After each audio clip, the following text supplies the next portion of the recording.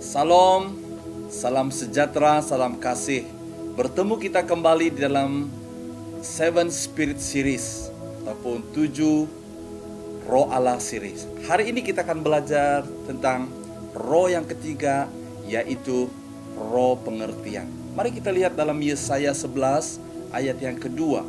Roh Tuhan akan diam padanya, roh kebijaksanaan dan pengertian, roh nasihat dan keperkasaan, roh pengetahuan dan takut kepada Tuhan. Apakah roh pengertian? Apakah spirit of understanding ini? Nah, roh pengertian adalah kemampuan untuk memahami berdasarkan hikmah dan bukan fakta.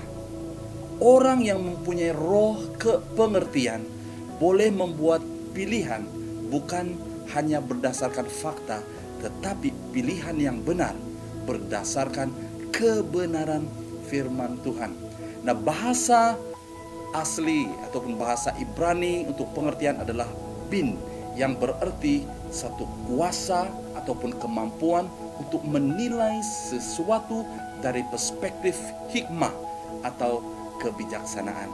Pengertian ini datang dari Tuhan melalui Roh Kudus. Haleluya. Kita lihat dalam Amsal bab yang kedua ayat yang ke-6.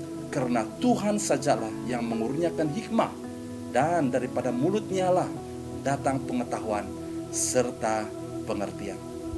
Nah, mengapakah kita perlu roh pengertian ini dalam kehidupan kita?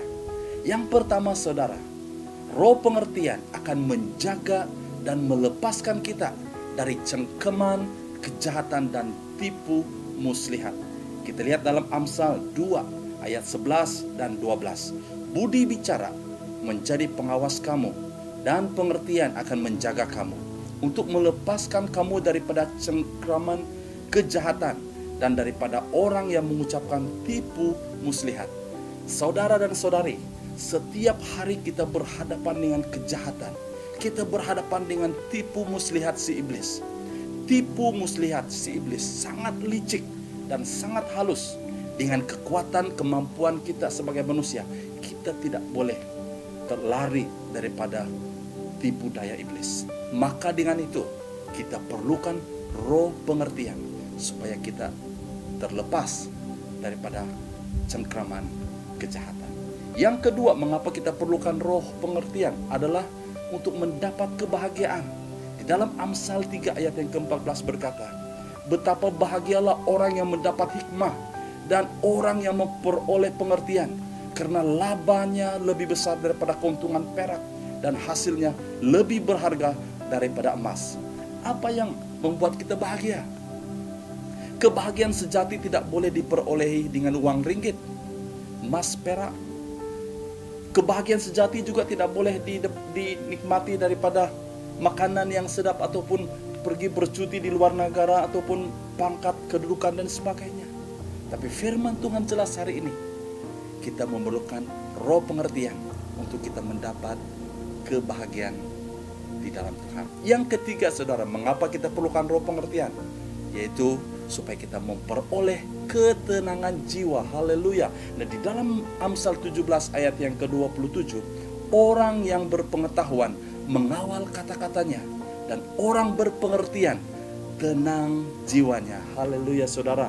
Satu perkara yang sangat penting yang kita perlukan dalam kehidupan kita setiap hari adalah ketenangan jiwa. Tanpa ketenangan jiwa, saudara dan saudari, kita akan menjadi cemas, kita akan mudah gelisah, kita akan mudah takut, kita akan menjadi emosi, kita akan tertekan. Tapi saudara, bila engkau memiliki roh pengertian, firman Tuhan berkata, kita akan memperoleh ketenangan jiwa. Nah, yang terakhir, mengapa kita perlukan roh pengertian?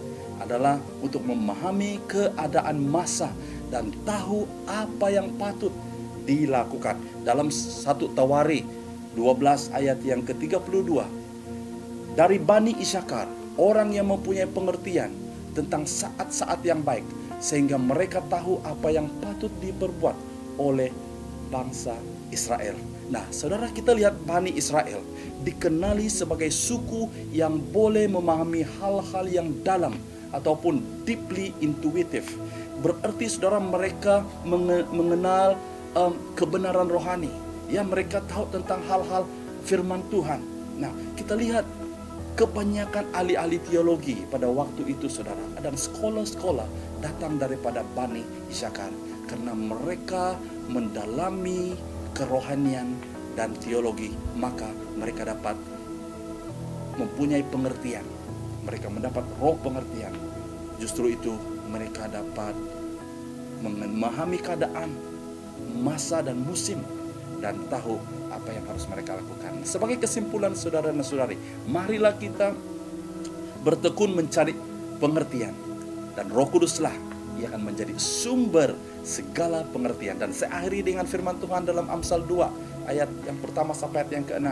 Hai anakku, jika engkau menerima kata-kataku dan menyimpan perintah-perintahku dalam dirimu, mengarahkan telingamu kepada hikmah dan mencenderungkan hatimu kepada pengertian, jika engkau berseru memohon pengertian dan mengangkat suaramu memohon pengertian, jika engkau mencarinya seperti perak dan menggalinya seperti menggali harta terpadam, maka engkau akan memahami apa artinya takut kepada Tuhan, serta memperoleh pengetahuan tentang Allah.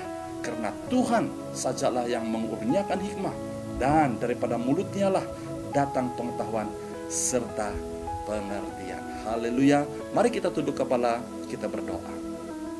Bapa, kami bersyukur karena Engkaulah sumber pengertian.